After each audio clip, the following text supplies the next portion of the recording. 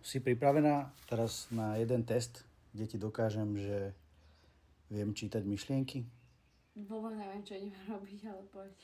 Nevadí. Bude to dosť jednoduché. V podstate ide o to, že teraz mi povedz, a ja to rovno sem napíšem, že na aké mesto myslíš? Mesto? Áno, ako sa volá to mesto, na ktoré myslíš, povedz. To ti nemôžem povedať, čo môžeš to uhadnúť. Aha, dobre, tak si to myslí. Dobre. Dobre, tak teraz ja som to trošku dojebal, lebo som to roztrhol, nevadí. Teraz podržíš. Dobre. Tak povedz teraz, aké to bolo mesto. Nemáš to hádať? Áno, už tam máš napísané, takže čo? Aké to bolo mesto? Rožňava. Dobre. Teraz ďalšie mesto, teda ďalšia vec. No. Povedz mi, že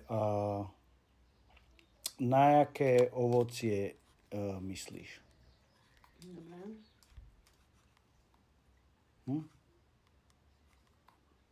Ty to máš napísať, ne? A dať mi papierik?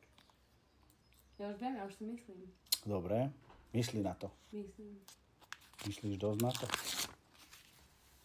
No, to si niekde videl tohle? Čo to je? Za hru. Je to také akože dosť zaujímavé. No, dobre.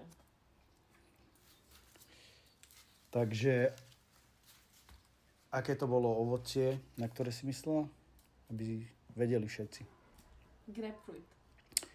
Dobre. A posledná vec je, že vymyslí si nejaký smer, že doprava, alebo doľava, alebo hore. Z týchto troch si vyber niektoré. Tak asi 4, ne? Však doprava a hore. Alebo dole. Tak, z týchto 4 si mám vybrať. Mám. OK. Dobre. Som zvedavá. Dobre, tak teraz máme všetko spísané. Ukáž, podaj mi tie bločky. Nepodám. Musíš mi ich podať teraz. Kvôli čomu? No však podaj mi ich a uvidíš. No. A teraz ideme na to.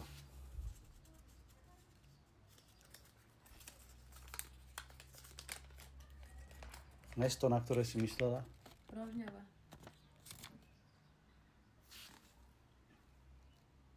Kedy si to zapísal? Teraz.